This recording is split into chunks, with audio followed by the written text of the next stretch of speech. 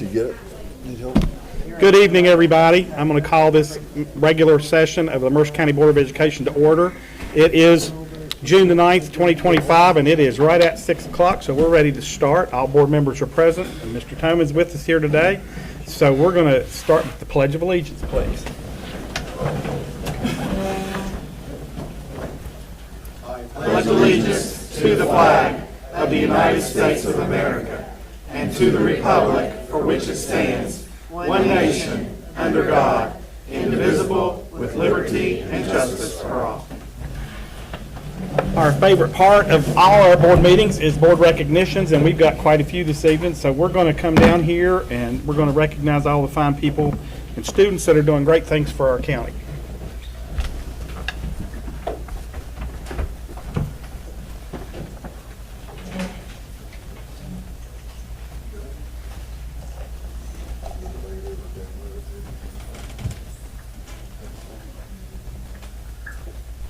Okay, as Mr. Prudich said, it is always our favorite time of any board meeting when we get the opportunity to recognize outstanding staff and students. And we are going to begin with 110% Club for Mr. Michael Jones, Special Education Specialist.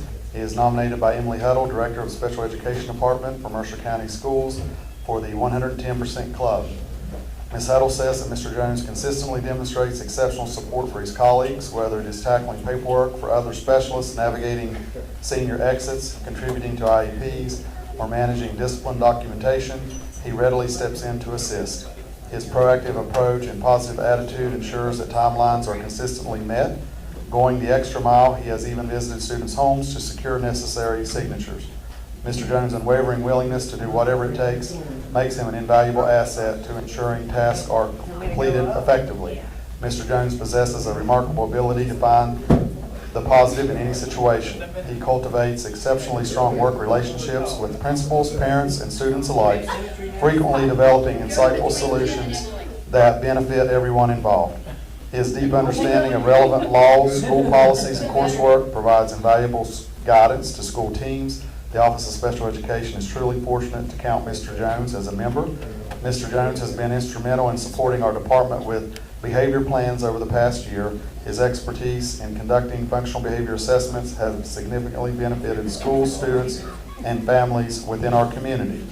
Mike Jones, Special Education Specialist.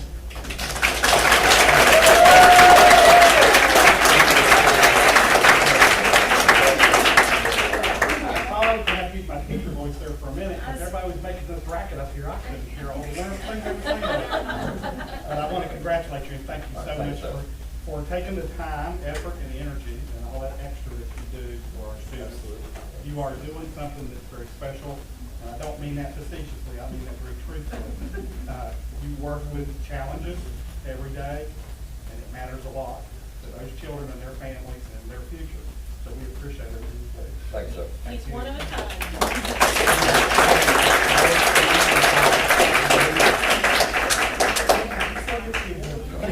Hey, Mike, I hate to do this to you, but I didn't get you holding your flag. Because our member's calling it. It's not real weak, so focus. Right here. Right here. Don't, yeah.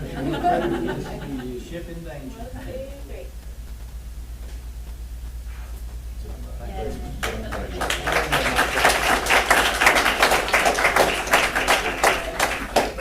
Our next 110% Club is for Miss Chelsea Triplett and Mr. Kevin Lynch, fourth grade teachers at Straley Elementary School, are nominated by Miss Ashley Smith, principal of Straley Elementary, for going above and beyond with their regular responsibilities in saving a student's life.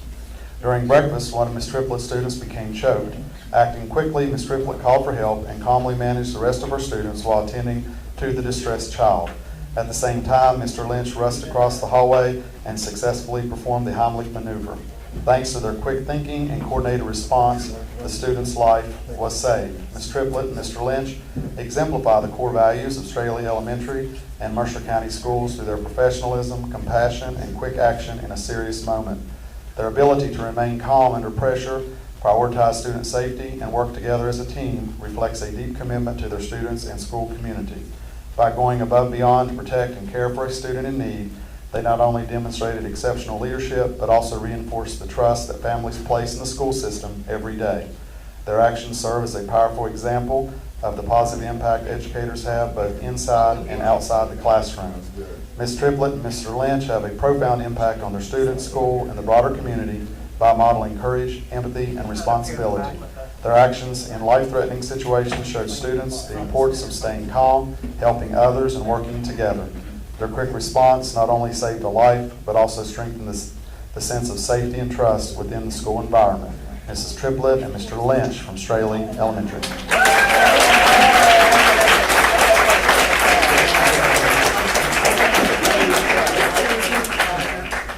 So, not only are they teachers, but apparently they're healthcare professionals on top of that. So they've been taking their training seriously, obviously. And I think some of the things that he said that were so important is that we remain calm and collected in the moment and deal with that, because not everybody has that capacity. I think teachers uniquely do, because you have to deal with the craziness all the time. So we really appreciate that day, but we also appreciate every day that you bring to us all your time and talent. Thank you both so much.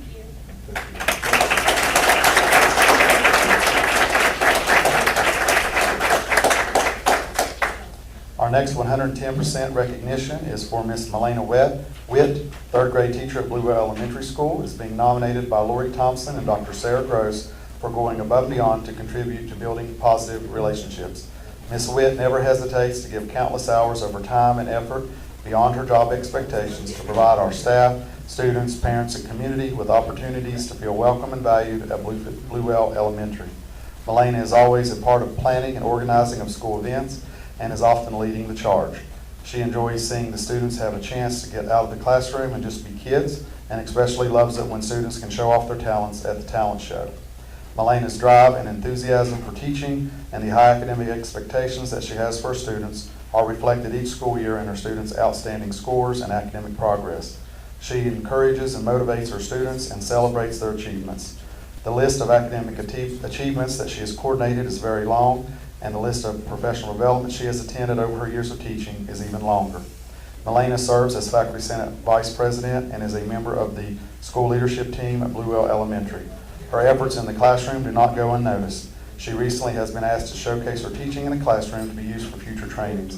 Melena is a vital part of everything great we do at Bluewell Elementary. Melena Witt, third grade teacher at Bluewell.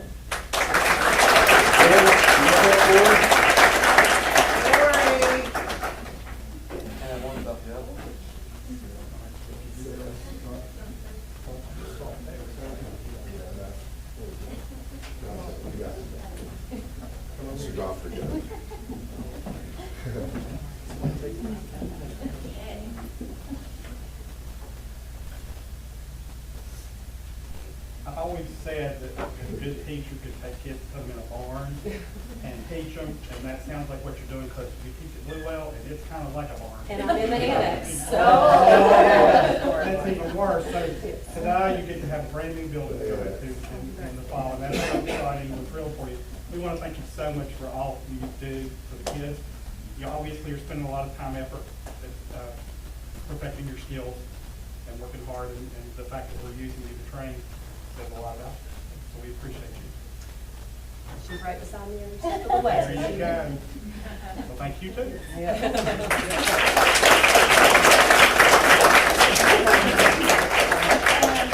going to be inside next year. Yeah. So they didn't put us out in No, there's Nothing outside now. there's no outward need. It's all important. Buildings for you. We're going to now move to award for certificates of achievement for the Quiz Bowl team. The following students are members of Bluefield High School Quiz Bowl team that are four-time county champions and runners-up for the state academic showdown. Quinn Brown, Alexander Hudgens, Cassandra Hibbard, Liam Dietz, Titus Holcomb, and Coach Taylor Bolson. These students are coached by Taylor Bolson, chemistry teacher at Bluefield High School. Congratulations and go Beavers.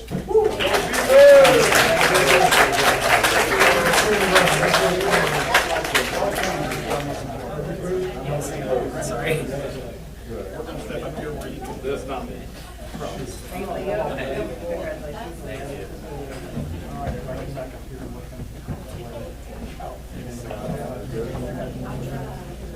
Good.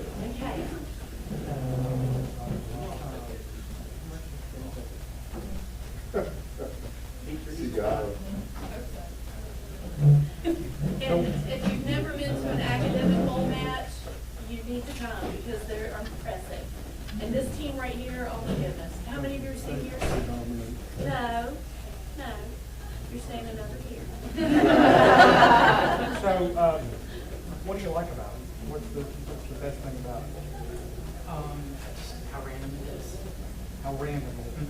It could be anything, right? And no, I'm talking, one time one of the answers was to coach from butt trees. That is random. I don't remember if I got that one. Well, we are really proud of you guys, beating the rest of the state year in and year out. I mean, I know you're thinking we didn't get over the hump. Guys, you got right to the hump. That is awful impressive. Awful impressive. But you keep it up and you'll get there. But, you know, so science, engineering, teaching, what are you guys thinking about doing? Science education. Okay. Who else? Who else? Business? Okay. We need good business people too. Anybody going into education, any other people? Biology, good field. Good field. Good field. Well, we are very proud of you guys. You've done a great job, and gals. You've done a great job. Keep it up, okay? Thank you.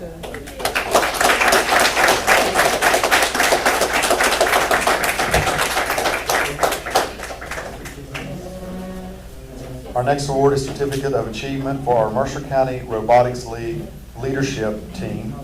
A special thank you to the dedicated leadership team of the Mercer County Robotics League who worked tirelessly to make this program a success. From setting up local tournaments to coordinating student participation in out-of-town and out-of-state competitions, they go above and beyond to ensure everything runs smoothly. Their passion and commitment provide our students with exceptional opportunities in STEM and robotics. We are grateful for their hard work and vision, and we have Derek Belcher, Kelly Stanley, Ashley Smith, and Jeff Richards.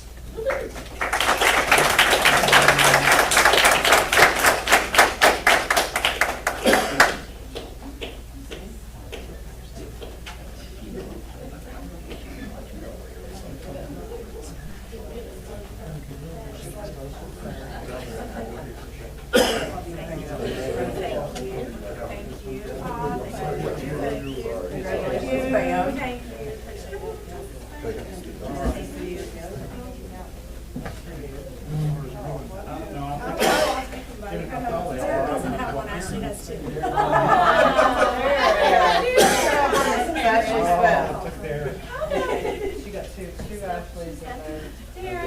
That's There, and of all people to be like.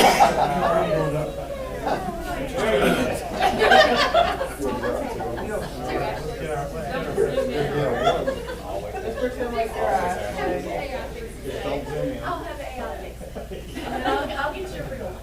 Do you want me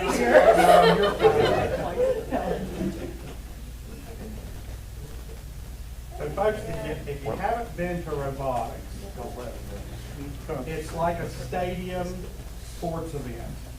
There's no other way to describe it. There are video screens and there are fields of play.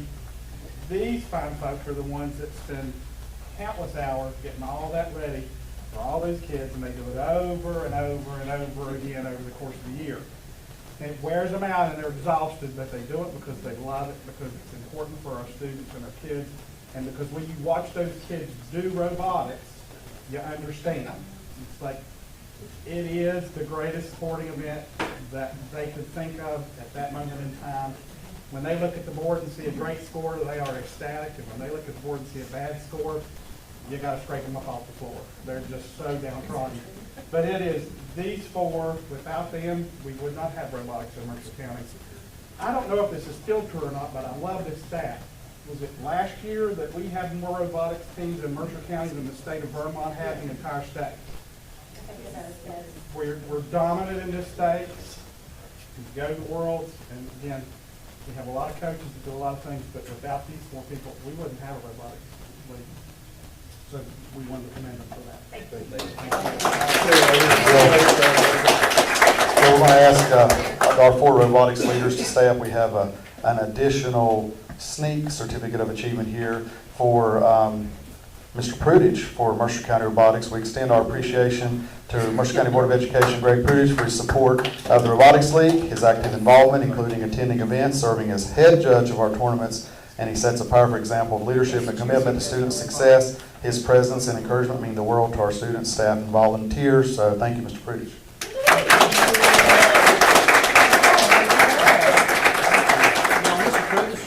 What is your favorite part?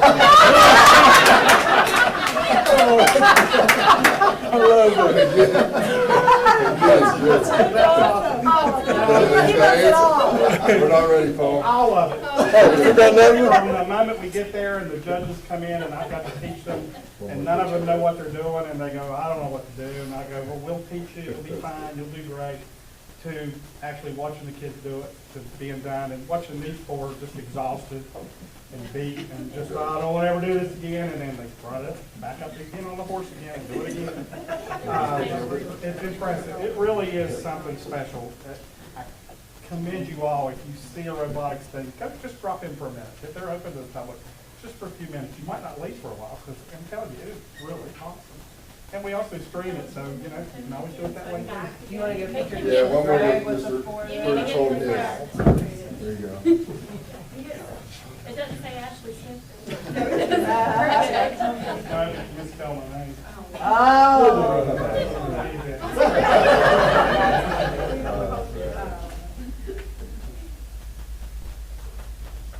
Thank you. Couple more things, hold on.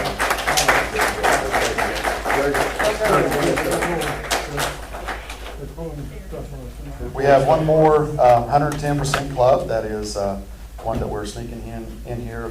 There are 2 people that deserve to be recognized. That we're incredibly proud to this lost my mic. We're incredibly proud to recognize Leslie Wellman and Tom Adkins for their compassion and quick action while traveling for work.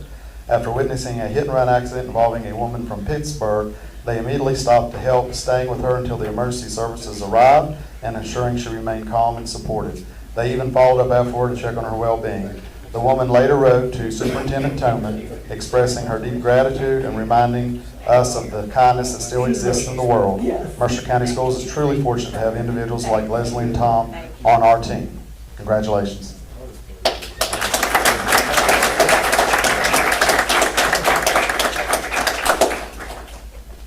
So, what is it with us and attending to people's medical emergencies?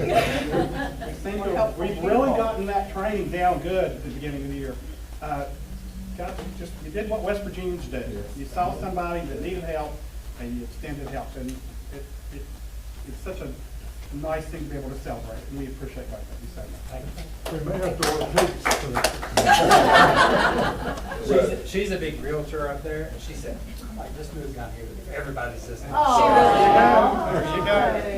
And then, Amy, you want to, let's bring it up, you get up here in this picture, somebody will take your picture with us. And so we've got our Purple Star bear that came in, and it got damaged, but we got all our schools are recognized as Purple Star, the military.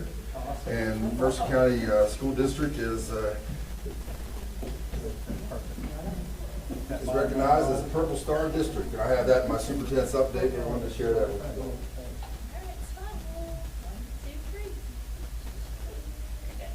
Very good, thank you, Amy, for all your work and all the people. Every school, Oakville was, and now we got all of them, so that became a district, so good deal. That's it. Thank you. Okay, folks, I always like to say you are welcome to stay if you want to, but if you're going now, it's time to go.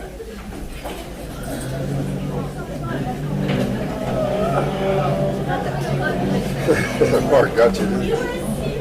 That was pretty funny. Oh, Mark's great. I love it. He's paying attention.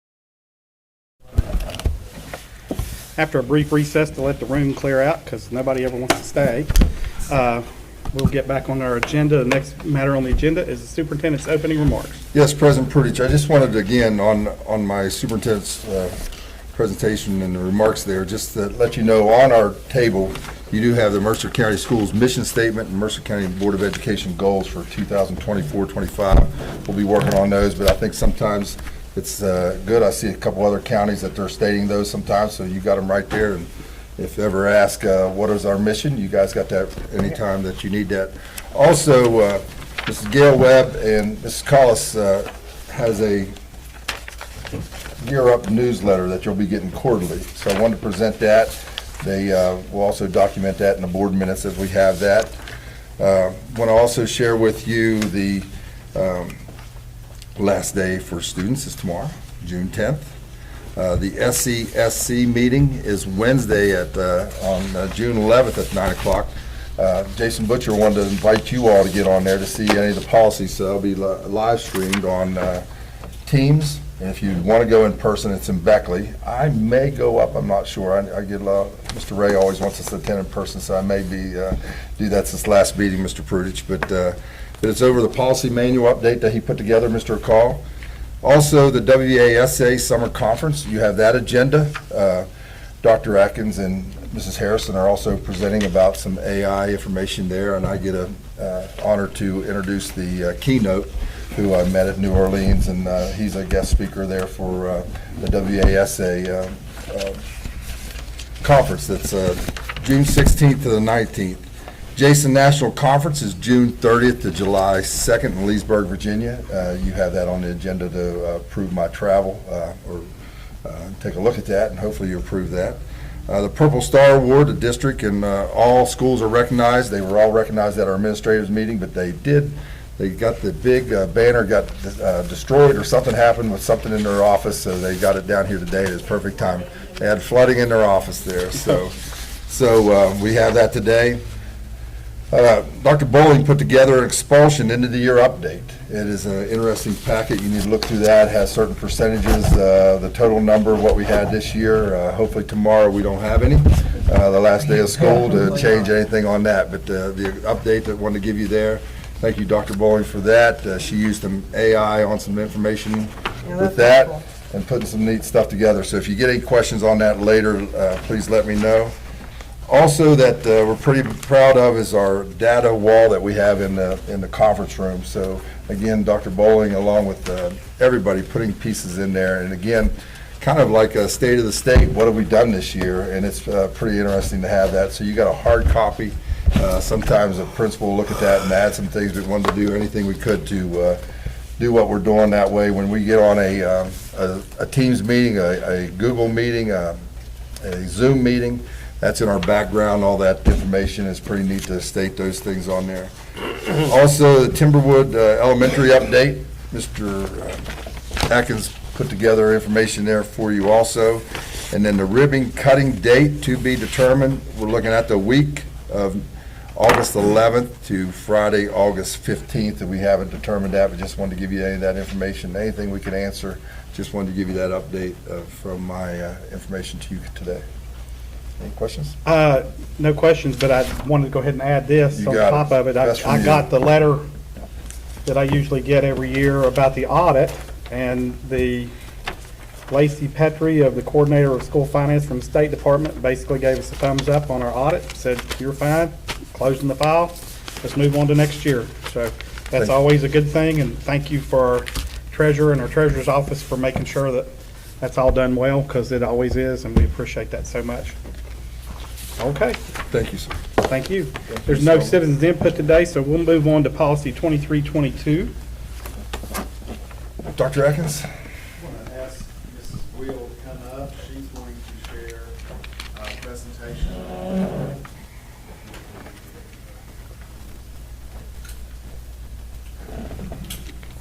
Teresa Guill's going to come up with 2322 and share a presentation about our elementary alt-ed program, but we refer to it as the Take Two Academy. And Mrs. Guill is the principal at Mountain Valley, the school that hosts this countywide elementary program. And she will go over the information about that. Hi, so I'm basically going to talk about Take Two Academy. So Take Two Academy, of course, is housed in Mountain Valley Elementary. So it's for our students that have some challenges in their homeschool environment, so they can be sent to Take Two Academy, where they can continue their education there. So the program will be 9 weeks, is the program when the students get there. So this year we've had 18 students come through Take Two Academy. We anticipate 4 starting with us in August. So it was equally divided. So we had 9 students in the K through 2 and 9 students in 3 through 5. So we have 2 separate rooms. So you can go, if a student is in 3 through 5, they're in one room, and K through 2, they're in a separate room. So we have 2 teachers, a teacher for each grade, K2, teacher for 3, 5, and then we have aides that go in the room and assist.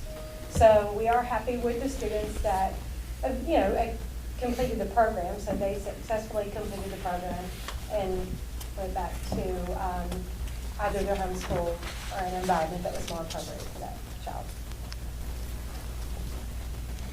So what do you do in Take Two that's different from a regular classroom? So I think that's a great question. One of the things that I love about Take Two is its small environment. So in a regular classroom, you're going to get that Tier 1 instruction. And we don't really have that Tier 1 because you don't have that large whole group. But you have Tier 2 and Tier 3. So we have those smaller group settings and that one-on-one setting. So that helps students that sometimes just the large group is overwhelming, the noise and things like that take from them. So we're able to offer more support so we can focus on that behavior. So we can get to it right away, because if you're in a classroom with 20 and 25 students, sometimes that's hard to do.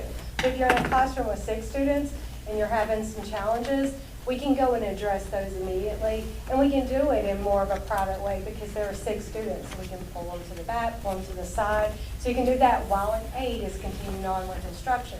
So you're not missing that instruction. We're hands-on, so we can do a lot of hands-on activities. That's hard to do again when you're in a classroom with 20, 25, that if that's overwhelming for some students, here in Take Two, we can do that hands-on and keep it that way and keep that engagement. And again, a lot of times it's just they need that smaller environment, and the students seem to really like that. But we can focus too on that social emotional support.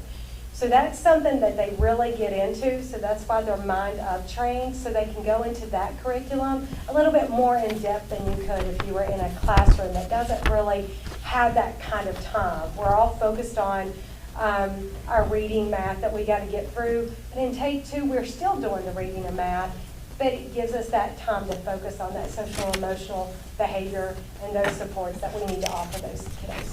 Is there much coordination between the Take Two teachers and their home school teacher? So that is something that we're improving on. I think that was something that we looked at each week. How can we improve on that? When we have the intake meetings, and we have those on Friday, they're very in-depth. We invite the parents in. The parents get to come and visit the program.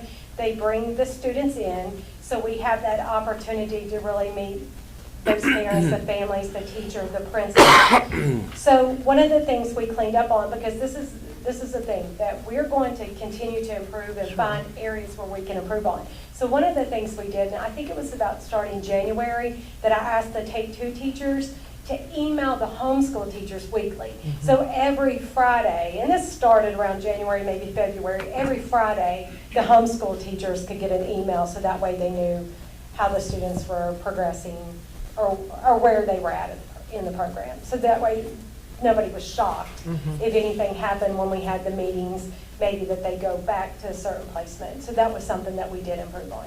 Yes. Teresa, are you all using the iReady? Yes, we do. Same thing that they're doing in school? We sure When do. We use the same curriculum. You know, we can just offer that, anything that you're going to use in the classroom, we try to stay on that. So that way, if they return to the classroom, they should be able to return and just get back up on pace. When I came out to visit with you that day, we were talking, and you had made mention that the kindergartners, even though the first graders are only a year older, that they're kind of a different breed of dogs, and you were really thinking about trying to find a spot just for your kindergartners. Right. Have you been able to find, have any luck with that? So Hannah Cooper from the State Department actually came down to our school 2 times So that was a wonderful visit. So that was something that it's not just us. Anybody with an alternative learning program is having the same problem. I was on a conference call, and K through 2 is the number one thing, particularly K. So we did some changes. She suggested we put dividers in there, which we did. After we put the dividers in there, that really helped. We've done so. You'll have to come back because you would love the changes that we've made. The changes that she suggested, we just got right on, and it made a big difference. Great. So yeah. So come back out and see that. Who are you? Got all these initials. Okay, so the UCARU. So the UCARU is the one that we've talked about before, so that's something that Mercer County has switched to, that we're UCARU trained. That's where we use the pads. So we make sure that all of our teachers and aides are UCARU trained. So that has, the first part of that training is really that mindset and what our students are experiencing. So that's that first day of training. But then the second day of training does have the pads that we can use, and that's to protect our staff. So if there are any issues of aggression, our staff members can use the pads to hold in front of them. And sometimes we have that, and we have had to use those. So yeah, so it's helped a lot. That's great. What do you deem success to move the child out of the program? So we keep a lot of data, so we track that and how the student does during the day. So depending on what they come in with, and this is something else that we're cleaning up on. Again, I think this is a program that we're really trying to improve on. So you've got to learn from things and just tweak every now and then. So we are collecting that data. But when the students come in, they have to have goals. So, and some of the things that we've done in the past, we get the child and they'd have so many goals that it's almost impossible to hit, if you will, right? So we look at that, and one of the things they told us is hit 2 main goals. What are the 2 big goals you can, really work on? So we look at that percentage, because we can't really say, like, sometimes we would get a goal that would say 100% compliant. Well, none of us are 100%, right? So we've got to get to somewhere that's really doable, manageable. So if you look at like 80%, so we look at that data and then how they improve, but they track that quite a bit and talk to the students. So once we see that they have met those goals, then we start to have those conversations back with the homeschool, and then we'll have a meeting and all discuss it as a team. What would be the longest that they would possibly be in the program, or is there a time limit? Well, they can stay in the program. If we feel like they haven't met the goal, then we're going to continue on. So, and we'll do another 9 weeks. So, Could they stay even for longer than a year? They could. I mean, Okay. I don't think There's no limit technically that the goal I know is to move to them to improve. the goal is to transition them back. But Right. we know that some students, it's just not there yet. And so we'll do another 9 weeks. So we haven't had anyone there for the full year, Okay. but we do anticipate some returning. The 4 that's returning came late. Well, they may have been there 9 weeks and we wanted to go another 9 weeks, and we're just not finished with the 9 weeks. Or they did come late, yes. Could have been one or the other. Yeah. Is there much backlog to getting kids in the program, or have you had openings for the most part? Well, that's good. Okay. Okay, so we do not have a Okay. waiting list. All right. All right. So how are the parents reacting to it? So at first, because sometimes when you say alternative learning, that's not something that they're really happy about sending their child. But once they come in and meet us, and then meet the teachers and see the room and just see what we offer, they really do love the program. So it's, in fact, this brochure with the pictures on there, I mean, they were willing, show our kids. We don't mind, use the pictures. So they gave us the okay to use the pictures in the brochure, and they actually said, go ahead, let the State Department use them too. So Hannah Cooper asked if they wanted to use some of our pictures, so the parents were always, yeah, sure. So that's good. What about follow-up with the, after they leave? So when they go back to their home schools, we have an aide. So we kind of call the aide a floater aide, I guess, if you will. And the aide will go back when they transition back. So again, our teachers will continue the email with the homeschool teachers just to see how everything's going, and they'll touch base like that. Okay, we've not had anybody return after being transitioned back, have we? Or have we? After they returned this year. They've come to Take Two, and we've sent them, Okay. we've transitioned them back. Has any come back a second time? So when they were in, we changed the concept, it's Take Two Academy now. Previously, when I had it, we just called it alternative ed. Right. Yes, we have had some in our Take Two Academy that was in alternative education before. So, because this is my 4th year doing alternative ed. So I knew some of the kids that came back. Do you think they wanted to come back?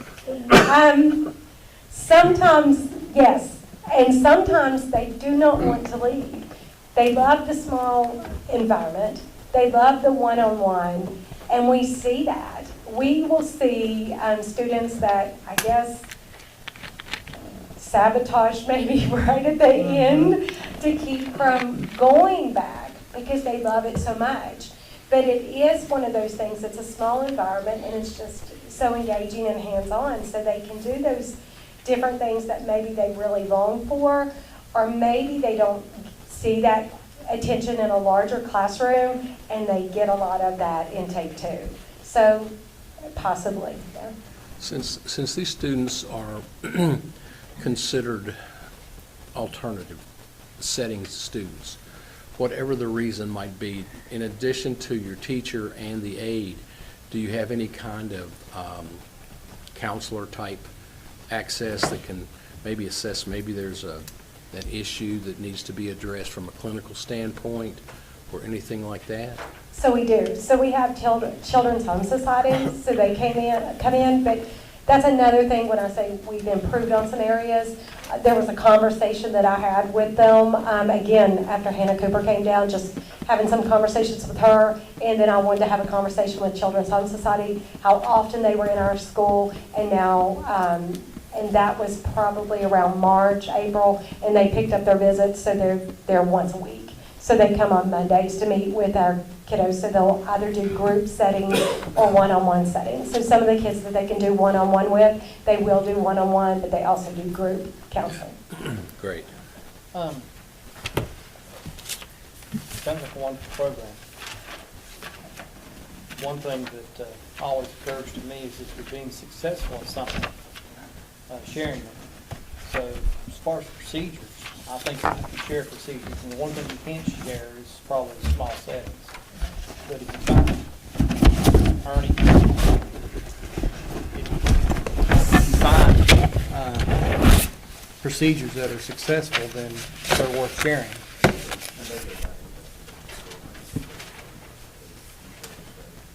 Yes, that's exactly right. So when we go back, when the students go back and we have those meetings, the teachers write down what worked in our program. So they give them a page, if you will, that says, maybe try this, they like this, they like the positive rewards and things like that. So yes, they do that when they return on our return meetings. And sometimes what happens, if they, and it's not true for every kid, I mean, I know Mr. Atkins and I, we tag team kids sometimes, but if you find something that's successful with one, a lot of people be surprised. It may be successful with other classroom behaviors that are going on that may be not continuous, Right. but maybe something just happened in a day. So Right. I hope you do share and the teachers can learn. I always call that the art of teaching. It's not, you don't get that from a textbook, you get Right. that from experience. Right. Yeah. Congratulations. Thank you. Other questions? We look forward to continuing you, the program Teresa. successfully. Thank you Thank very you. much. Thank you. I do want to thank Mrs. Gwill. She's done an incredible job. This is our inaugural year of the Take Two Academy in the form that it's in now. And it has evolved as the years progressed. There is an extensive application process that we work through. You know, our goal is to have the best program in the state. We believe that we're very close to that now. And Ms. Cooper, that has come down and supported us and worked with us, feels like that we are very well on our way to being one of those that's named in the Metro News articles and the things about this is the place, this is where they have something that's special. and the small tweaks and changes that we've made throughout the year, and then the application, the administrator check sheet that is the cover sheet for that process. We've made a few changes to that, and Ms. Huddle, Special Ed Director, has helped with that as well, because one of the main pieces is to rule out some special education needs, things like that, prior to the referral to an alternative program. So, been very successful, and Teresa's done a great job. I do want to share for Mrs. Mitchell, she texts that for secondary, that they do plan on having 2 boot camps this summer for the SAT prep. I think they've had great success with that. The ones that they've already done, and the results are in the document that Dr. Bowling shared. And then they plan to do high-dose tutoring in the fall with 9th and 10th graders, and that the cell phone committee only recommended a few changes that have a good policy, but we just have to work on consistent enforcement, countywide. So, and I think that's in there tonight, is that right? It's on the agenda, on yes. first read tonight, so that was from Mrs. Mitchell. She is not with us this evening. Is that it for 23-22? Yes. All right, then we'll move into the consent agenda. I'm sorry, minutes. We got to approve the minutes of the 5/23/25 special meeting and the 5/27/25 regular meeting. Is there a motion to approve? So moved. Is there a second? Second. Motion and a second. Are there any additions, corrections, or deletions? There appear to be none. Then on the motion, all in favor signify by saying aye. Aye. Opposed likewise. That motion carries 5 in favor and none opposed. Now the consent agenda. All right, so Board Memo number 396, it's RFQ 872, the handwriting consumable workbooks. This request is a quote to purchase 3,289 of these handwriting consumable workbooks for the 25-26 school year. As handwriting is not an adopted subject with the state, there's no purchasing contract available with the state. So several vendors issued bids. The superintendent recommends approval of RFQ 872 for the 3,289 handwriting consumable workbooks to James and Lyle Clarksburg, West Virginia for $55,896.56. Excess levy funding will be used. What grade level is this for? Yeah. I was just curious. K2. Board Amendment number 397 is a purchase of McGraw-Hill Social Studies material submitted for our recommendation from the textbook committee is AP Geography Teacher Guide, Digital Access, Student Print Edition, and Digital. The State Board provides a list of all approved vendors from which we can purchase, and this one has met all requirements. The adoption is for July 1/25 to June 30/31. The cost of the complete program with all supplemental resources is $2,739.70. It's funded through the excess levy. Superintendent recommends approval of the purchase of the McGraw-Hill Social Studies material. Board Memo number 398 is proximity learning for school instruction. Proximity is packaged a school instruction for the 25 summer, including English language arts, math, science, social studies. There is no limit on the number of students can be enrolled. A live instruction will be 30 minutes, 5 days a week. The reason this is before us again is because there will be no charge to parents for this service, and the funding will be cost, because we've seen this before, the cost will be fully covered through the excess levy funding. Board Amendment number 399 is the purchase of an HVAC unit for Pikeview High School. 398. No, we just talked. Oh, about We sorry. just did I that thought one. did we skip? Oh, never mind. Sorry. You throwing me off? I think I clicked on the second thing. That's all On the right. information. Yeah, instead of the sorry. thing. It's fine. Purchase of, Board Amendment number 399 is the purchase of an HVAC unit for Pikeview High School. Main's directors requested that we purchase an HVAC unit from Ferguson using the Omni Cooperative Contract. Total cost is $46,782.25. Units will be installed by the Maintenance Department. Superintendent recommends approval of the purchase of 4 HVAC units from Ferguson in the amount of $46,782.25. Excess levy funds will be used for that purchase. Board Memo number 400 is a renewal of the contract for the placement of students with clinical experiences in fiscal year 26 with Concord University Department of Social Work and Sociology. The purpose is to allow candidates for clinical experience in our schools for the 25-26 school year pending receipt of background check. college naming a site supervisor and any appropriate forms that are required. Board memo number 401 is bid number 975 vocational training program. This is a practical assessment exploration system. Competitive bids were issued for the purchase of this program, which provides real-world skills to students who have learning disabilities. The system will be installed at Bluefield High School. The bids were advertised. One response was received from Pays Production in the amount of $39,875. Superintendent recommends approval of that bid to Pays Productions for that amount. Funding is provided by the West Virginia Guidepost to Graduation. Board member number 402 is the request from Mercer County Technical Education Center to add a bunch of dual credit for Mercer County's approved list in assisting students getting their associate degree. It covers the better part of one page and another. The superintendent recommends approval. Board number 403 is the request of a non-resident student to transfer to Mercer County, specifically from Monroe County to Pikeview High School. Superintendent recommends approval.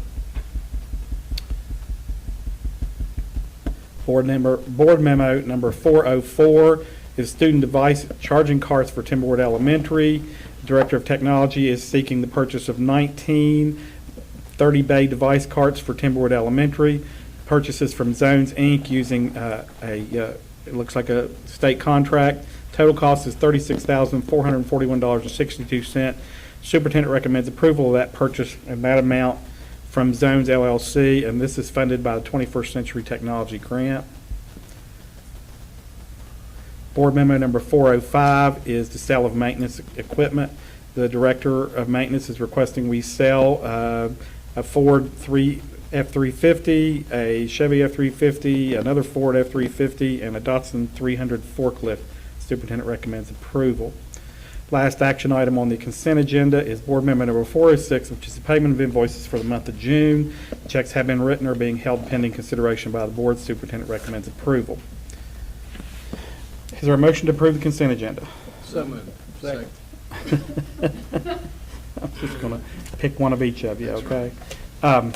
Any questions, comments, or discussion on the consent agenda? Yeah, I got Go ahead. a couple questions on the handwriting thing.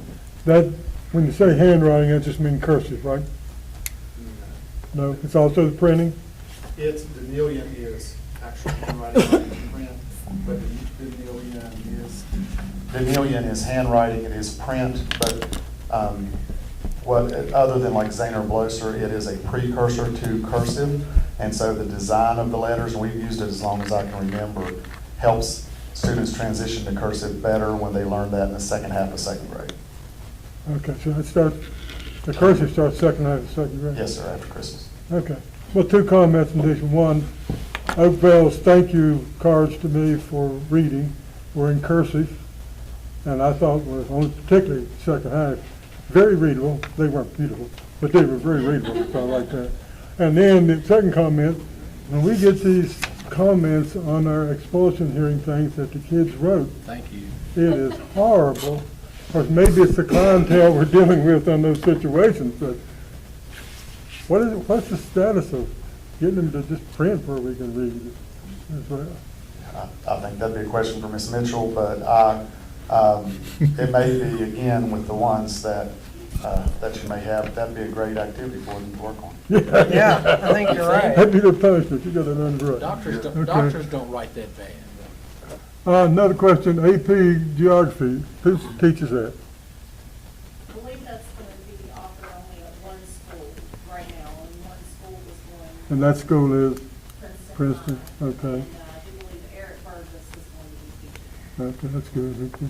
And the dual credit, all those things are all new? Wow, okay. I'm done. Got any ballpark on if these were approved, how many dual credit we'll offer next year? I don't know right off. These came from a meeting, New River had a meeting with Concord and Bluefield State, and they made a true 2+2. So our students in criminal justice and in Grow Your Own will get associate degrees instead of getting general studies. They'll get elementary ed and criminal justice. So then they go 2 years to Bluefield State or Concord, wherever they pick, and it just speeds up their process. So that's what these new classes are. Awesome. Anything else on the consent agenda? I had a simple for Mr. Atkins. The units, when they're replacing these units, and it could be not just Pikeview, but the other schools, I know, seems like things are constantly getting smaller. Are these units, are they exact replacements? I know they're not exact because they're 20 or 30 years old, but are they smaller so they fit in spaces better, or? No, the way the design is, it pretty much has to be the same, where it's huge with new ductwork. If it's a rooftop unit, it's new curbs, new everything, so we try to get everything exact replacement.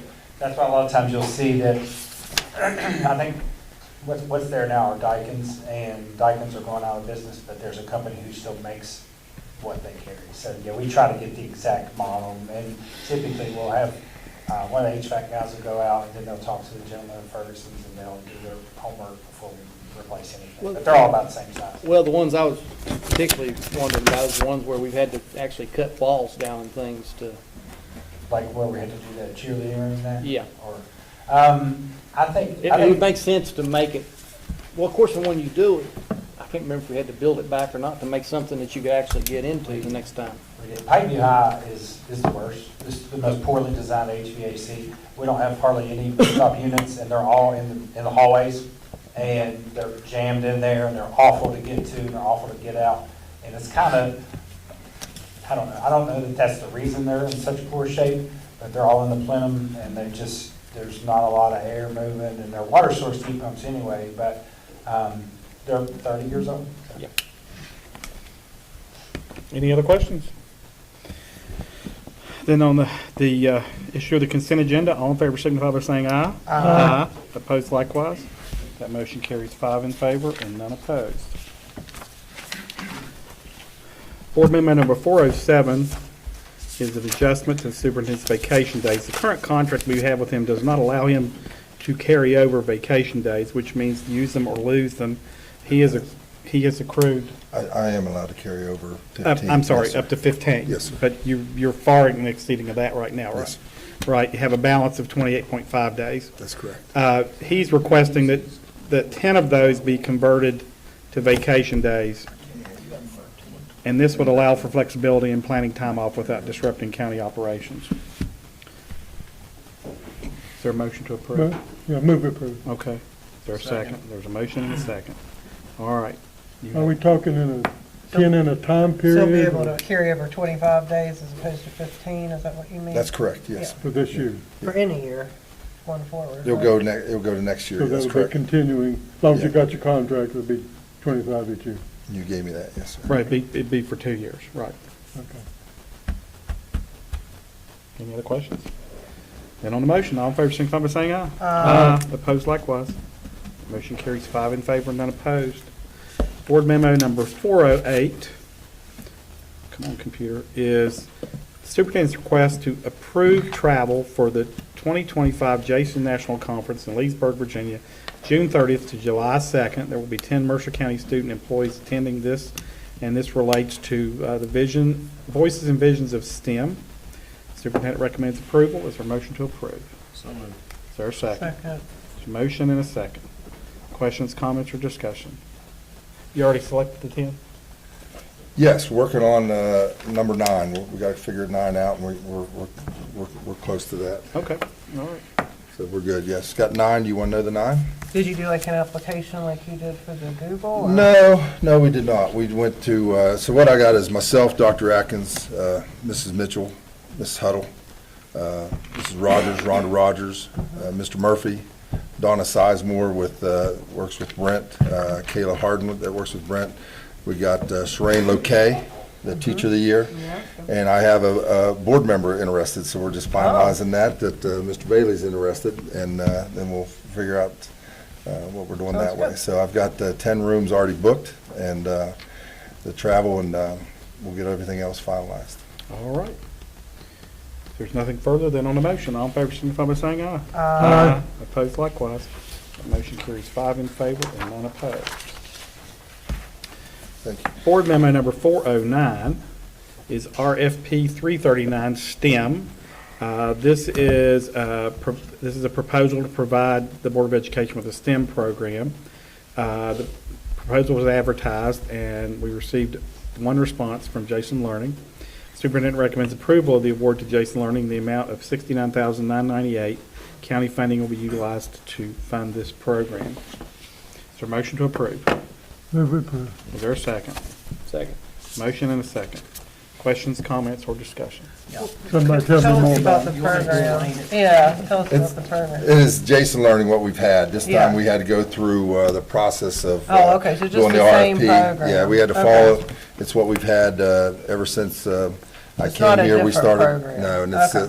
it's the same That's what I thing. was It's the Argonauts, it's the access to all the tiles, it's access to any of the training. Also giving us 5 promotion to attend the conference also. So that's a quick off the top of my head. I just thought it was maybe something totally different. No, we had to do that when we bid and put out the RFP.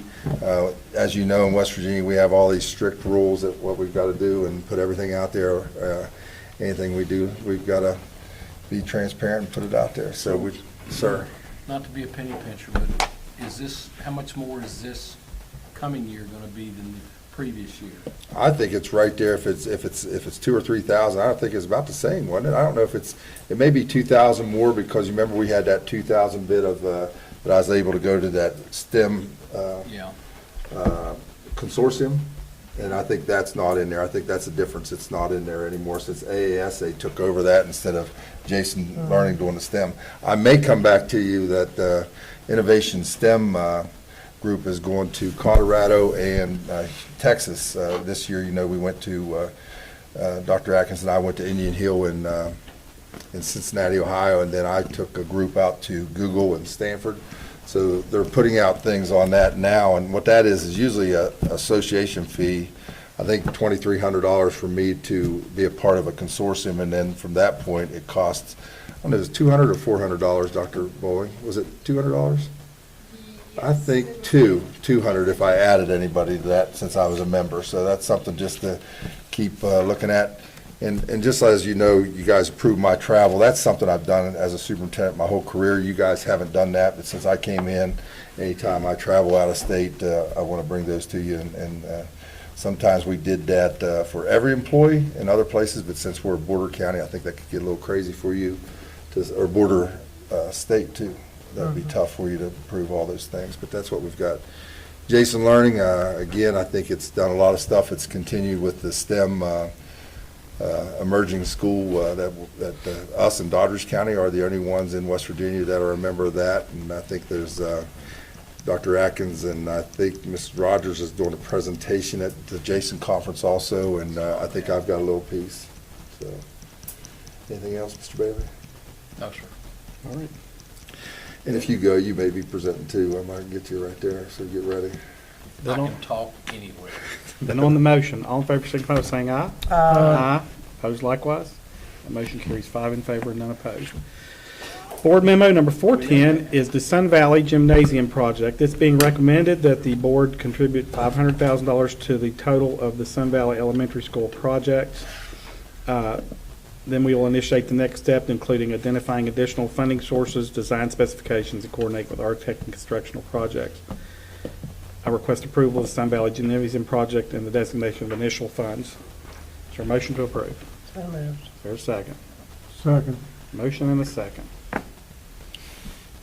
I have questions. I do too. Go right ahead. Well, you said $500,000 we would donate. It's total But project. this says $250 to the elementary and $250 for previously designated replacing the septic system.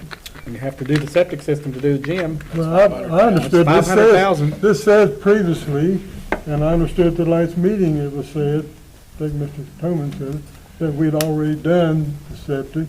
So it sounds to me like we're only donating Septic finished. $250,000 to the elementary gym building. No, and the septic wasn't mentioned. What was mentioned is an email when you asked me that we were looking at possibly $500,000 is what I said to you. So we looked at that, and then when the septic come up, I didn't send an email back to give you that information. I put it in here on the agenda, but what I you don't know emailed if you're me. not, but somebody at the last meeting did say that that septic was already in the works are done. I don't Why was it here? It's definitely not done. We've met with 2 different contractors, just trying to get an opinion on what to do. What we talked about in the last meeting was that the septic, when ZMM did where they were gonna plot and put the gym, they didn't think it was going to interfere with our septic, but our septic's failing now, so we have to replace the septic anyway. So that was what Leslie mentioned in the budget meeting, was that we had earmarked $250,000 for the septic to be replaced or repaired. And then that was already approved, and I think what Mr. Toman's presenting is for you all to approve another $250, so that it can begin the fundraising for the gym. We need to have conversations with the Well, the foundations to determine what they're willing to give obviously we're it, gonna and do then it. we'll know what to do at that point. There was an estimate, that's not a fact yet, at 1.7 million, right? That's what. That, we, They don't wanna no, say that. we shouldn't be talking about what sorry the about- estimates there was an are. estimate. Contractors get that information, and that's what their So- bid will be. How much, on this thing we're passing right now, how much of that will actually go to construction of the building? $250,000. Is it, I probably shouldn't ask a secret, but we're going to. Obviously, it seems to me at some point we'll have to do more. We may. Are we kind of considering that we'll have to do more? Did you see the pictures of Spanishburg School? No, but We got an email, You need to look at that, You need to look. and then you'll I didn't understand know. why that there's other issues out there right now. Okay. All right. But this gives us, the whole point of this is to give us a starting point so we can go and communicate And solicit with the other foundations and solicit donations. donations. Yeah. That's the whole point of this. My thought, though, and I'm naive about all this stuff, that if we put forth a little bit more to begin with, they might be willing to put more. If they think we're being chinchy, they might be Well, chinchy. they'll be made fully aware of the total cost of the project that includes the septic system. That's all part of this project. It's all part of it. And also, members of the board, we've talked to several foundations, and Mrs. Harrison and I, and once we get this approval, we'll start sending the letters. There's an application, there's a couple deadlines in the 20th, Yeah, they're coming 23rd or quick. something there that's coming that we Coming got to quick. get that. So that's several different ones. I know Mr. Bailey's been on the phone, stopped by, gave me some front people to talk to, but I've talked to all the different foundations, and they are seem very supportive, but just needed in writing some verbal information, and also one foundation needs a full application filled out, so we're working on that, and I think I hit that too. June shot's gonna be the same. Same, I got you. And this gets us on that path. If we don't do this, then we're not on that I know path. we need to do something. to get on Right, that. that's what this is all No about. doubt that. So, there's a motion and a second. Go ahead. Go ahead. Is there any way, this is probably more of a Tom question. One of the foundations that I spoke with said that they don't have the resources that Shots and Honeycuts do. And that they could help, but in a smaller scale. And what they would like to be, or how the request is made to them, is that we pick something in the whole project. We're talking $25,000. And that's what we A little bit. request from them is signage, lights, something. As a part, and then we'll talk about the whole Bleachers. overall project. Is what I there was some thinking. way that you can work with that when we get to that point? I think, yes, we could, once we had like a line item of everything that was gonna be in the build, we could say, so-and-so helped pay for the asphalt paving for the walkways or. Sure. Bleachers. But you're right. Sure. Do Bleachers. you off the top of your head know what those bleachers at Timberwood are costing? Leslie? I No. mean, $26 million, somewhere in there. yeah, it's in In the middle that, of it's a it. line Sure. item in there. Just, Leslie? Part of is that there- 26 million. Why can't, I know that we've got to have a contract. I know Had this that. conversation. But why can't we just, once we find out the building size we need, why can't we just buy the building? That doesn't work like that. And we, at Timberwood, I think we have 19 subcontractors that work under the general contractor. So if you're asking me or the general contractor, basically, I think what you're saying is, why couldn't we do it? I'm not a contractor. I know. And I can't oversee. I don't mean it tell like them- that. I'm not an I understand engineer or what you're contractor. saying. I just, it just blows me away that this project is over $1 million for a metal building. Yeah, but you got a slab. I know. You got plumbing, you got electrical, you got fire I suppression. understand. Sure you have. Foundation. It just keeps blowing me away. And I think you'll see Insulation, some of right? the issues we're having, we've got to have geotechnical data, we've got to have engineers come in, we've got to do the right footers when we build, and if we're gonna build something, we need to build it right. I understand, and that wasn't a criticism by any means, it was just a stupid question. I thought, well, maybe we could save money if we bought the building. There aren't many stupid questions. Because we're discovering as Depends on time ask, goes right? on that some buildings that weren't built quite right are now causing us some problems. Absolutely. Okay. It just, Spend I mean, that I money. agree with you. It makes sense that you can go out and buy a metal building that's not real expensive, but we need more than a metal building. I mean, I've talked to him about it, and I learned that we still have to have a contractor. We'd still have to have somebody run the project. And then they'd have to be subs, and by the time you add all the subs up, it might actually cost more. You know, if you're putting a building up, that was, you're putting tractors in, that's one thing. Yeah, we're putting kids in it, you're right, you're right. Good point. Oh, I'm so serious. I hope there's no tractors in it. I hope we're not putting tractors in it. Okay, You see so Ronnie, you never know. any other questions on this project? All right, so we're moving forward then, I guess. So on the motion, all in favor signify by saying aye. Aye. Opposed likewise. There's another step in the process. Board memo number 411 is the recommendation for the 26 salary schedules, salary indexes, and extra pay schedule. Superintendent recommends approval. Is there a motion to approve? So moved. Is there a second? There's a motion and a second.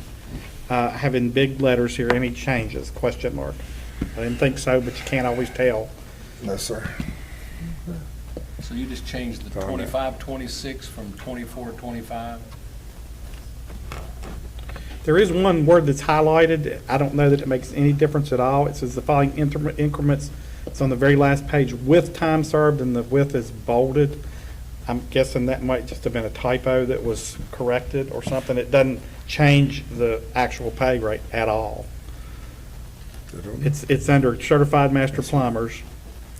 Second line, the following increments with time served is adjourned. We made no changes to that. Okay, it just got bolded for no apparent reason, which happens. It's fine. I just wanted to make sure. I didn't think there were any changes. So there's a motion and a second. Any questions? Then on the motion, all in favor signify by saying aye. Aye. Opposed likewise. That motion carries 5 in favor, none opposed. Board memo number 412 is budget supplements and transfers. The budget transfers are $1,899,974.25. The budget supplements are $355,896.31. Superintendent recommends approval. Is there a motion to approve? So moved. Is there a second? Second.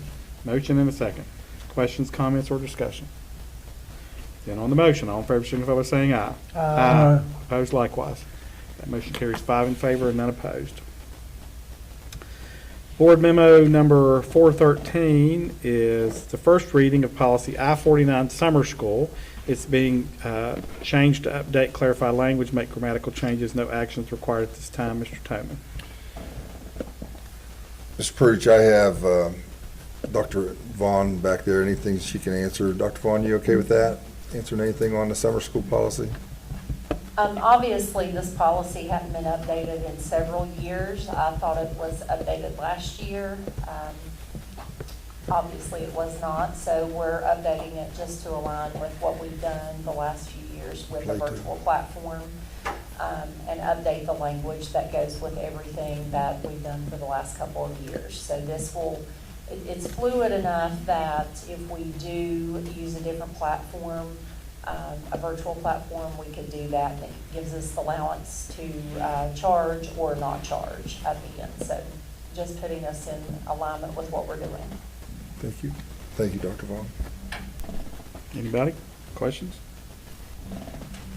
All right, well, that'll go out for first reading, and we'll see it back in about a month or so. Board memo number 414 is the first reading of the policy I-41, Mercer County Blended Robotics League.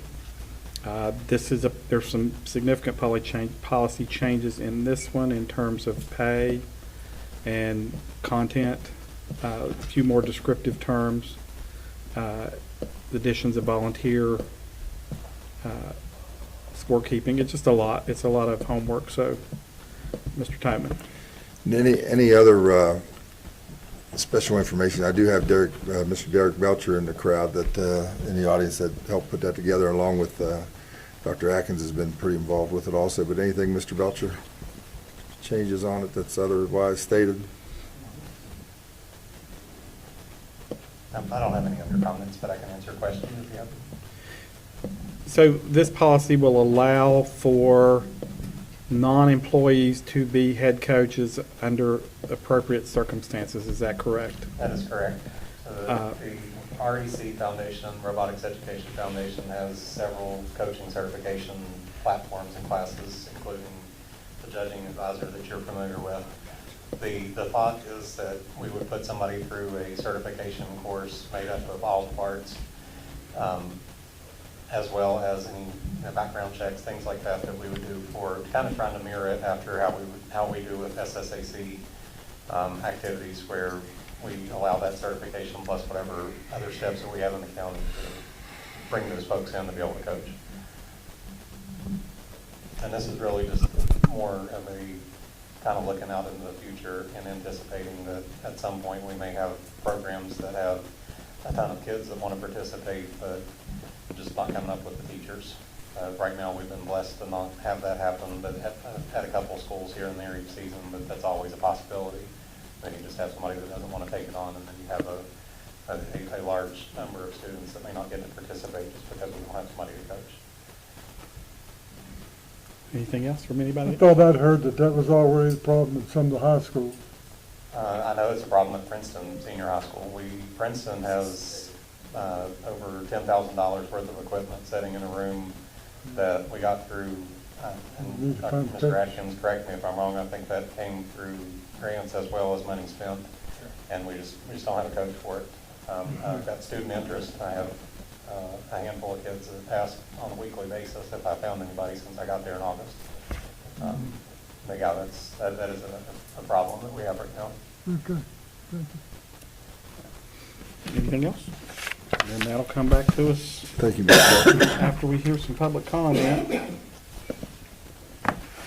Board memo number 415 is policy changes for G38, the use of cell phones and other electronic devices on school property, for first reading. Mr. Tobin.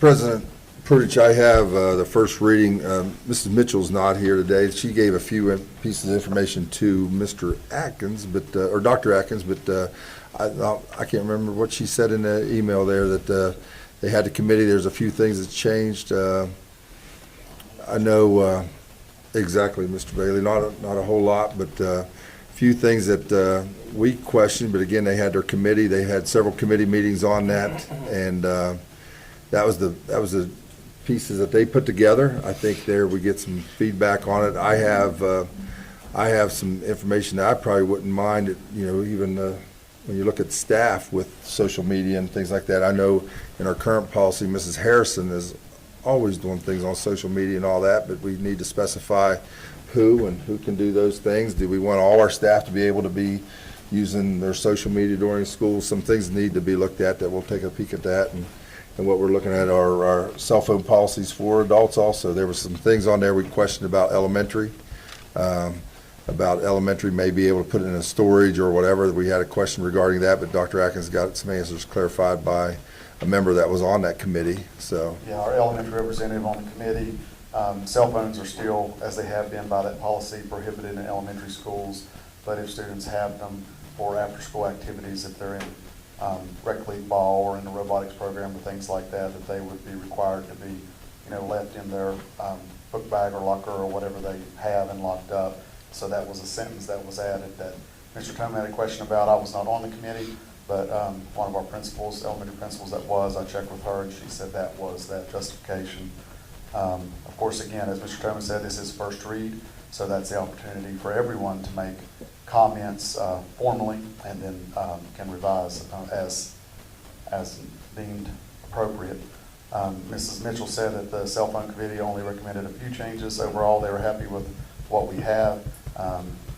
Just have a need to enforce it consistently across the district, that it can't be by school, but it has to be district-wide consistent enforcement of that current policy, and then, of course, slightly revised based on the committee that she worked with over the last several months. Comments? Yeah, I comment. I was going to play grumpy man and have a whole list of things I was going to talk about. But since Ms. Mitchell's not here, would it be appropriate, rather than doing a formal thing, if I could meet with her and just sit and share my thoughts? Or you can share them with all of us if you want to send us an email. I'd be interested in your thoughts also. Mm-hmm. Okay, let's see here. I mean, if you want to send them to us, you want to go over them, Well, that's up to I'd still probably you. like to take her. Good deal. Some of the things are just grammatical. On the 3.1, I have to find it here. Hang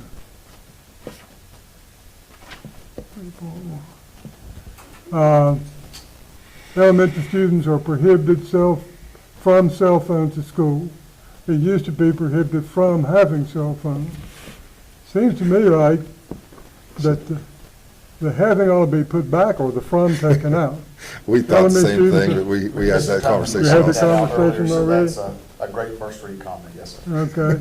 And 3.1, those two sentences, the way they just, it could be corrected, I think, with the transitional phrase to make exceptions, but it sounds like two contradictory statements in the same policy. Then on the middle school, I think we need to reword 3.2, prohibited during the school, they say, specify school day as defined in the thing rather than just say in school. That needs to be clear on that. 3.3, I know that people on the committee agreed with this, but, and by the way, I apologize. I was supposed to be on this committee, never made a single meeting. Things just kept coming up. I'm so sorry. The way that's set up, teachers are going to have to take time at the beginning of the class to gather these things or make sure they don't have them. I think that's going to be a continuous fight. My experience as a teacher is, unless principals are really, really on the teachers, you're going to have teachers that will do this, you're going to have teachers that aren't going to do this, and that's going to frustrate those who do it. I face that in so many things, and this is a serious thing. Small thing, but on the bus, 3.4, not be visible. I guess that's okay, but it implies to me it's okay to hide them. It kind of seems like we're giving kids, Encouraging them to hide go them. ahead and hide these things. We don't care as long as you hide it. 3.9, Mr. Hodges, before you go on. Okay. On 3.4, could somebody explain that to me? Because I don't think it never makes sense to me. We got, Mr. Ray,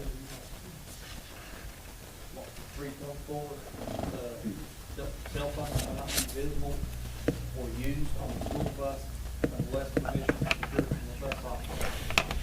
And the only time a bus operator should get permission for a cell phone to be used on the bus is if they were on an extracurricular trip and they need to call a parent or something like that. We don't normally allow students to have their phones out during transport. We don't allow pictures or selfies being taken all on the school bus. But again, it's one of those deals that one driver may allow them to have them out and listen to their music while being transported, and other drivers will say, no, you can't have it out at all. So, I mean, once we got it set in stone, we're gonna have to make sure that all drivers abide by the same rules. and it is important that in that, what you said about extracurricular trips, because coming back from track, I got 15 minutes, we'll be at Pikeview, call your parents. Well, Otherwise, I'm waiting there for hours. a lot of times they get held up if they stop to eat or something like that. Right. You got parents Need sitting to in know. school wanting to know where their child's at. You know, it allows the kids to be able to call their The- parents and say, hey, we're heading back from Beckley now, so we'll be at the school in 30 minutes or Right. whatever. The simple change is to get rid of the Cell phones.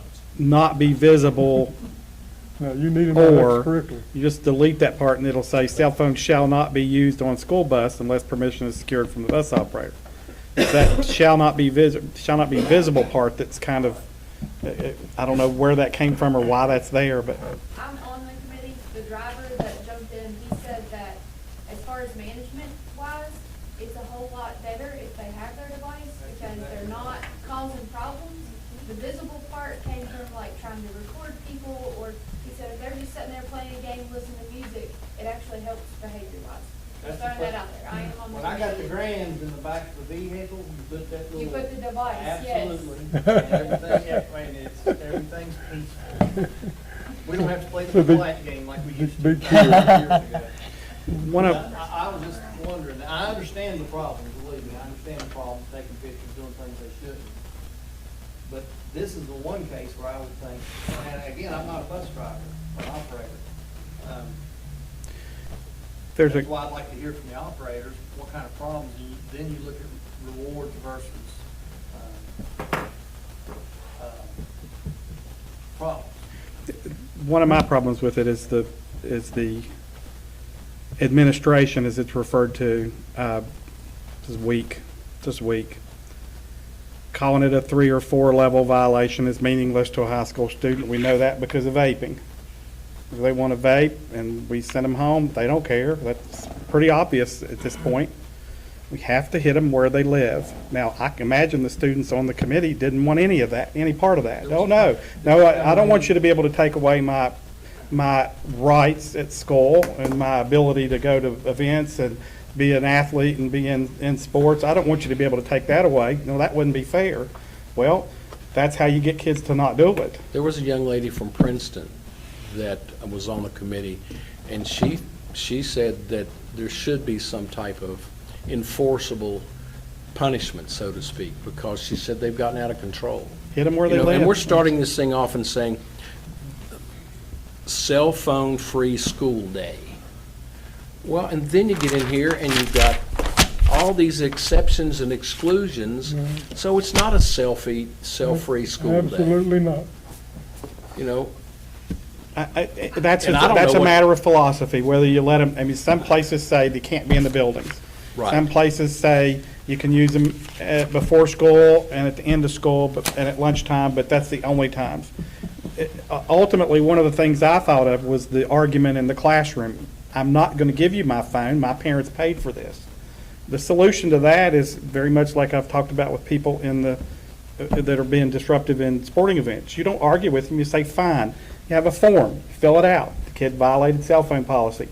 You take it to the office that day, and that's it. We're done. You violated cell phone policy. What are the consequences now? Instead of arguing in the classroom and wasting time. And once you do that enough and kids understand, well, they don't have to argue with me. They don't have to take the phone. They're just going to fill out a form and not argue and take up class time. And then I'm going to get the hammer here later when, oh, I can't play in the football game next week because I didn't follow the policy.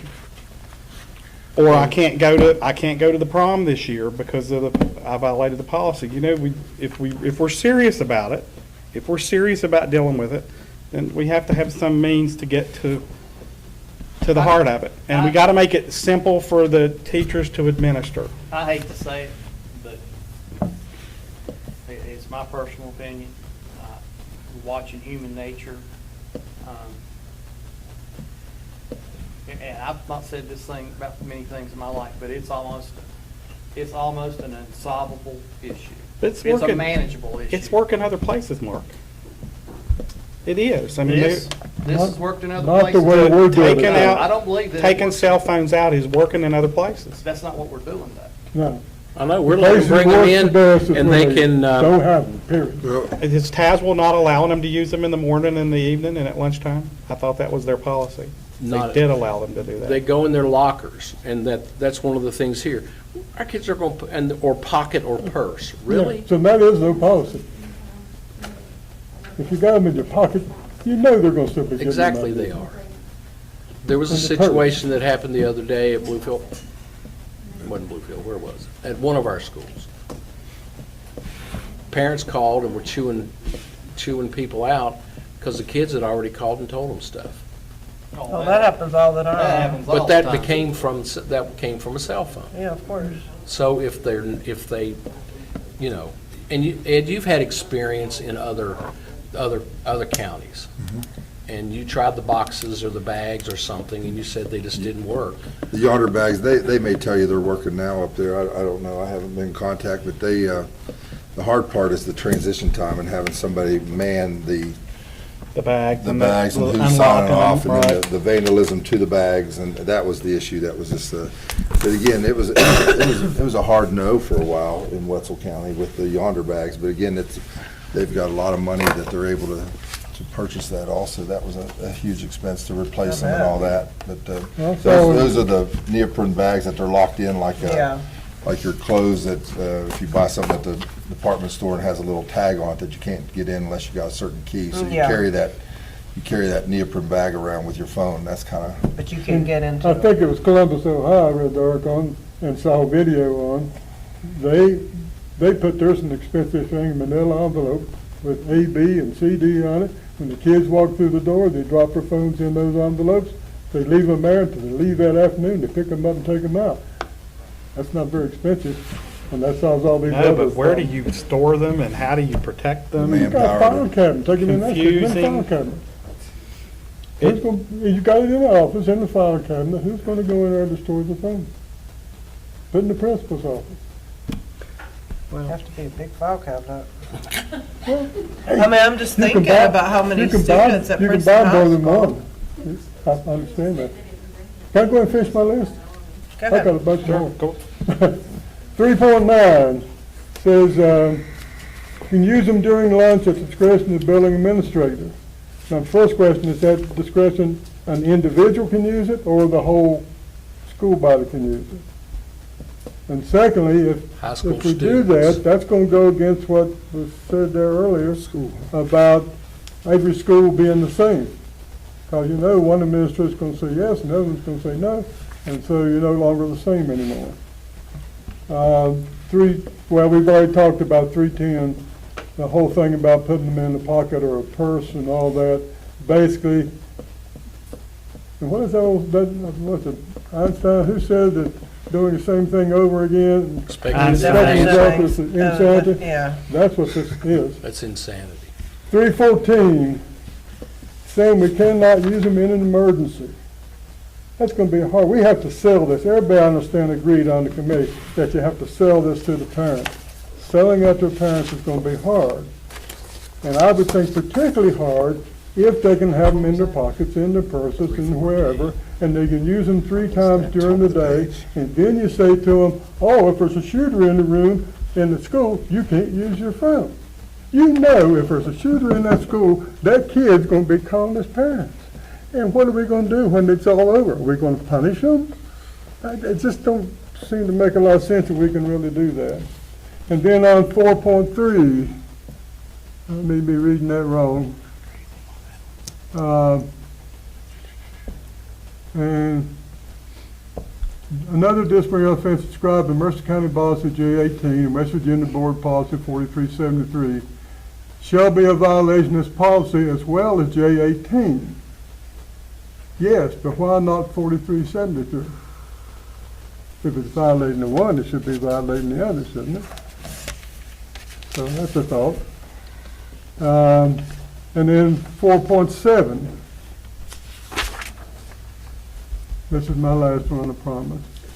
The way I'm reading that, if you do this thing that's bad enough to get to level C, you no longer are punished with level A and B, which you take away the phones and all that. Seems to me like if you get to level C, all 3 levels ought to be. Like level A is confiscate phone and return to parent or guardian. Level 2 is banning student from having cell phone or electronic devices while at school. And then you go to level C, is level 3 and 4 is violation of suspension and possible expulsion. They don't care. Shouldn't we already done those other 2 as well? So that's all I got. Well, yeah, it's tiered. Level 1, first time, we take your phone. Only return it to the parents. Second time, you can't have a cell phone in the school anymore. Third time, it's a level 3 or 4 violation. That's what that means. It's a tiered So the other two have already been done. Yes, yeah, Is that what you're it's a saying? process, right. Again, my fundamental problem with it is it's hard to administer. You gotta make and there's no discussion about how we're gonna administer this in the schools. It needs to be uniform across the county, not just in one school different than another. It needs to be simple. It needs to not be disruptive in the classroom.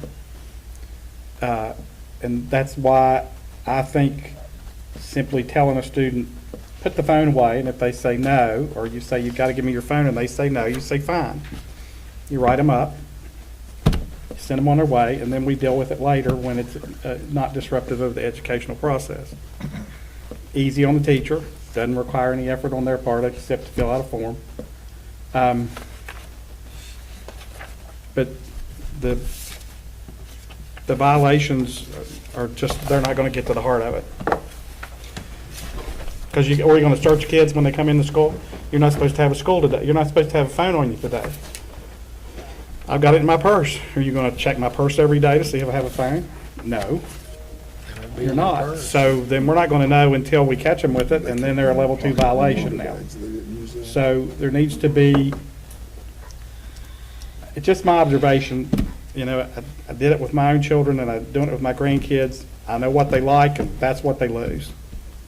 Gray, you're being disruptive, no video of any kind.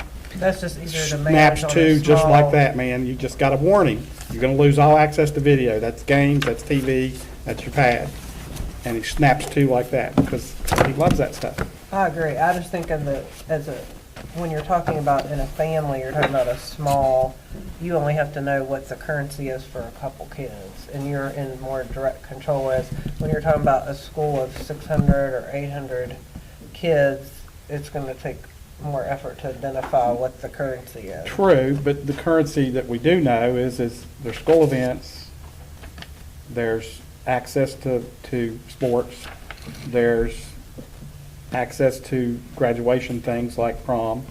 I mean, I would never take away walking across the stage. You've earned that right. But prom is a privilege. It's not a right. So, I mean, if you let kids know you're serious and you hit them a couple times, they'll learn. But you're right, and you have to figure out what every particular kid likes. Yeah, and because some don't care about any of that. Well, that's true, and those we deal with in a different way. Yeah. But there's an awful lot of them on their cell phones that you watch, and you're like, oh yeah, you like the social atmosphere. We'll take that from you. I think taking away sports is going to be a difficult proposition.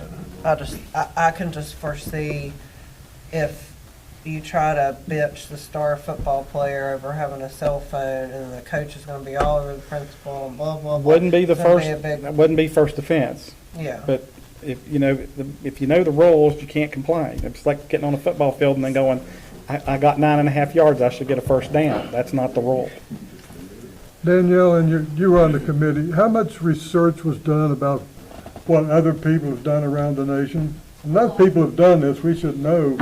So what did you find out from Well, other what we people? found out was most people say in theory that this works or it's great, But if you talk to the people actually implementing it, it's not. Like Tazewell County has this no cell phone policy. I can text my nephew at any point in the day and he responds back in 2.5 seconds. Like, it's great to say these things. The biggest thing our committee struggled with, and we all agree cell phones are an issue, but taking them away, all that does is diminish the little bit of public support we have and anger our parents. So that was a big thing our committee struggled with. Why not teach kids how to use phones instead of just banning them? When they get to college, when they get out in the workplace, they're It's going to have something their they'll have phone to on deal them. with. I Oh, no, agree. they're not. There's plenty of locations where, when you go into certain professions, you're not allowed to have a phone. My wife's classroom, when they come in the classroom, guess what the first thing they have to do? They have to put their phone in one of these carriers, and they get it on their way back out. So that's not necessarily the case, depending on where you wind up in life. There are certain areas where privacy is still a concern for people, and of course, healthcare is one of them. But the way I look at it, I am agreeing with you. It's almost, to me, almost unsolvable. The way I see it, there's 3 tiers. There's the classroom management tier or part, there's the commons area part, and then of course there's the buses. And What did, I don't know. To me, and I'm guilty of this as anyone else now. I didn't used to be, especially since retirement. I got time to be on my media devices. It's addictive. very much so. It's like putting alcohol in front of an alcoholic. I'm sorry, but that's the way I feel. Or a drug out in front of a drug addict, and then say, no, you can't have that. Now, I don't know if y'all seen the videos of the kids where they put the chocolates in front of the kid, and then you leave the room, and you tell that kid you can't have that chocolate. Now, how many of those kids are not going to eat them M&Ms when you walk out of the room? That's what I'm saying. That's what I kind of mean. Our committee went back and forth, and we talked a long time about the bags, putting them in the bags. Mhm. We talked about doing that in homeroom. And then we asked the kids, you know, what would happen if every day during homeroom you came in, you put your phone in a bag, you got it at the end of the day?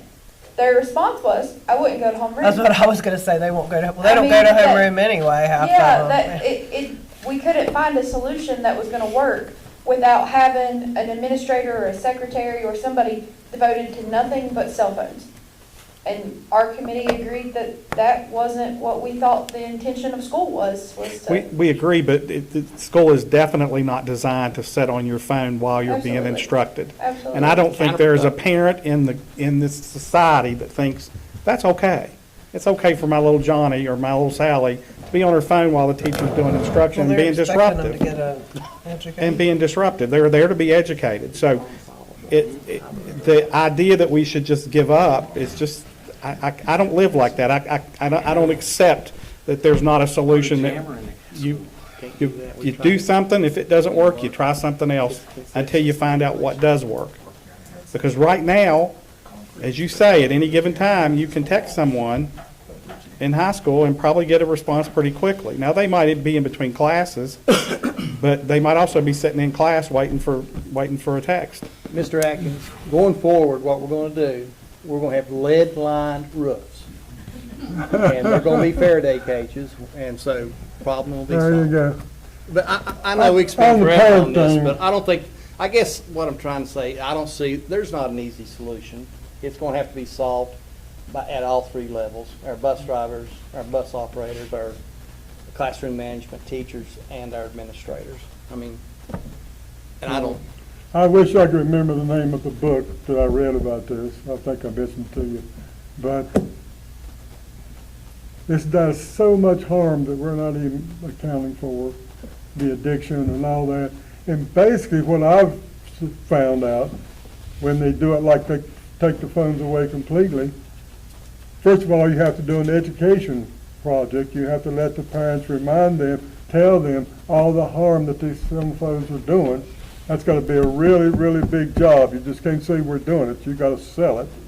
And then secondly, the students and the parents both, after it was done, and it was in scale for a while, they both loved it. The kids like the idea, oh, we're actually talking to each other at lunch anymore. We're not just looking at a phone. And the parents love it. At least the kids are getting a break 6 hours a day that they're not on the phone. Maybe we as parents can't keep them from doing it, but you schools are doing it. Hey, did you research anything like Columbus or any place like that who actually takes the phone away when they come into school? Yeah, Miss Mitchell had a PowerPoint, and she went through several different districts and what the districts did.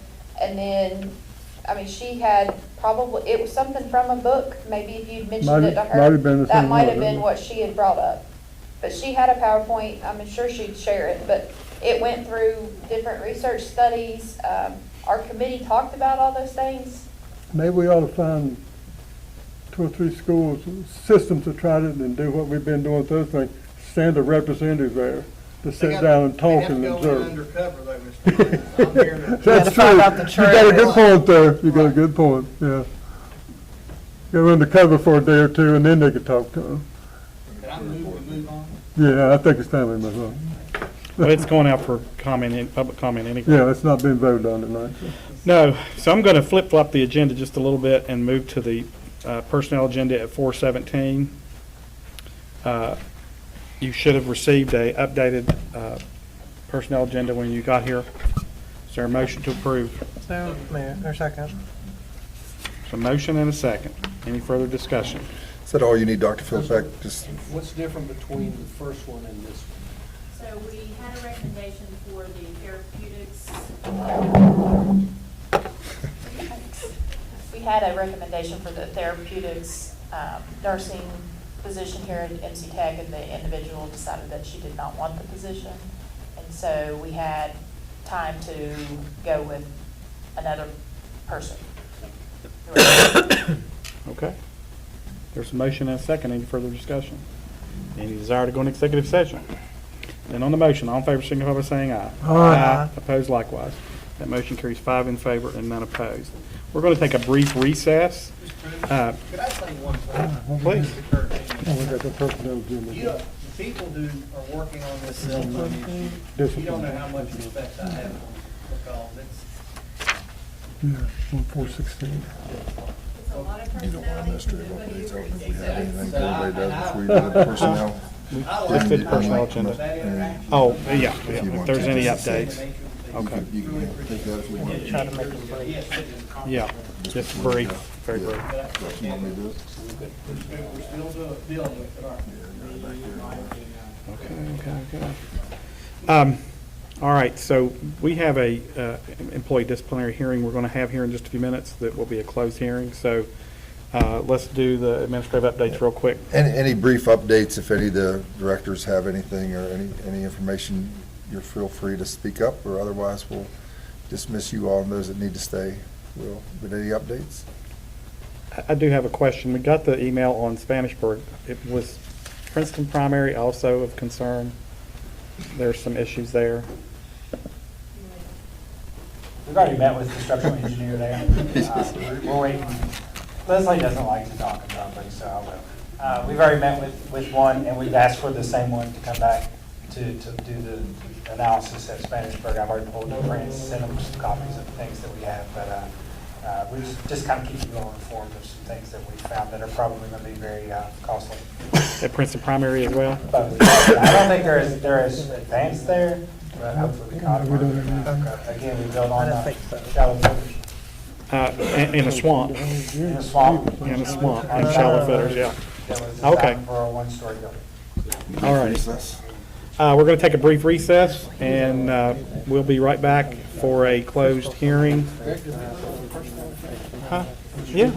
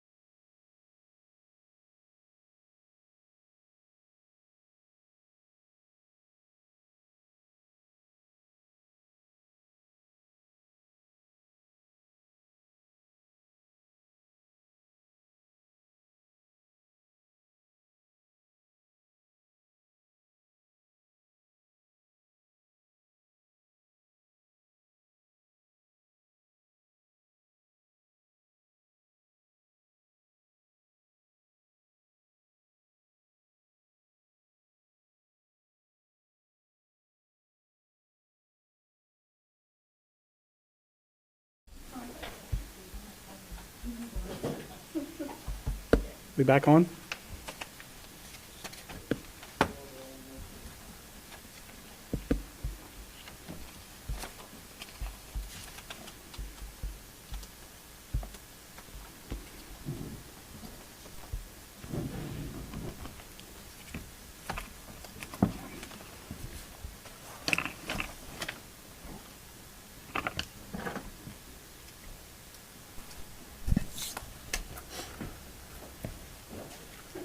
We are back from a closed hearing, back in regular session. The matter of Board Memo Number 416, which is an employee disciplinary matter. Mr. Toman. President Prudich, my recommendation is to suspend Jamie Farmer, bus operator, for 5 days without pay. That would be June 10th, 11th, 12th, 13th, and 16th. Ask for your approval for suspending him without pay for Mercer County Policy G24, Employee Code of Conduct for violation. Any desire to go into executive session to discuss this matter?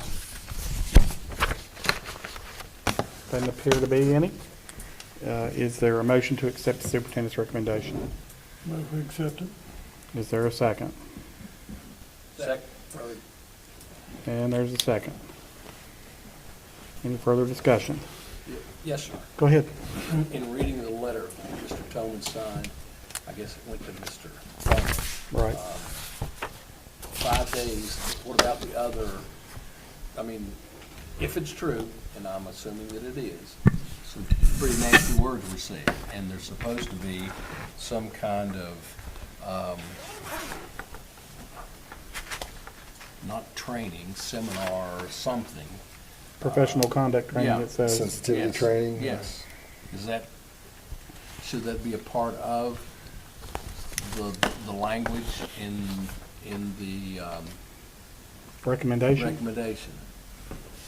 I mean, it's in this letter. The only thing we're addressing is whether he gets paid or not for his Oh. suspension. That would be an administrative matter Okay. that would, Mr. Toman would take Yeah, up. we'd have that. It's That's in fine. there. That would Yes, be sir. part of his administrative, Thank you. right? Okay, Thank you. thank you. Sorry. What Mr. Bailey was talking about, I can prove that I did not say none of that. I mean, I had the recording, and you can listen to it, I didn't say nothing about getting anybody or going in, and I didn't even mention Mr. Atkins, nothing. Okay, And I had the recording in my pocket. and I totally understand that, Mr. Farmer, but that's not really what we're doing tonight. This relates to the 13 violations, many of which you've already admitted and several of which we saw on the video, okay? That's a matter between you and the administration, okay? If you have satisfactory evidence, you need to give it to Mr. Toman. I find him to be a reasonable individual, and if you've got evidence, I'm sure he'll consider it, okay? All right. Anything else on the motion? Then on the motion, all in favor signify by saying aye. Aye. Opposed likewise. That motion carries 5 in favor and none opposed. Mr. Farmer, I'm not big on lecturing people, and I'm not going to lecture you, but I am going to say that I hope that going forward that you are very careful in your safety procedures, because that's just about the kids. That's all I'm concerned about is the children, okay? As long as you're doing what you're supposed to do, you know, not everybody gets along. You know, there's personality issues between a lot of people. Again, I'm concerned about the safety of the child, and my biggest concern was that there was a child sleeping in the back of your bus that you didn't seem to know about. And that does concern me a good bit, okay? The safety, we get marked up if you don't do your pre-check. Am I correct about that, Mr. Rose? Then the county's in trouble with the feds and with the state, and we can't have that either. So please just do the things that you're supposed to do to keep your bus safe, and do the things you're supposed to do to make sure you cut that radio on. Keep our kids Well, safe. one thing, I had a kid, my daughter was left on a school bus, or on a Right. bus one time. And as a parent, it's not a fun thing to go through. And the bad thing was, it wasn't caught at all at first. And what caught for us was my babysitter called and said was our daughter sick. Now, you can imagine what we went through for just a few, it wound up being maybe 15 minutes, because we didn't have any idea what happened. So it was. And, you know, I understand it happens, but that was, 30 years ago, but that's important to know about where those kids are. I mean, I can see things happening, but we gotta be careful about that. Okay, is there anything else to come before the board? Move we adjourn. Any objections? Second. He's been ready for We're that. adjourned. We're adjourned.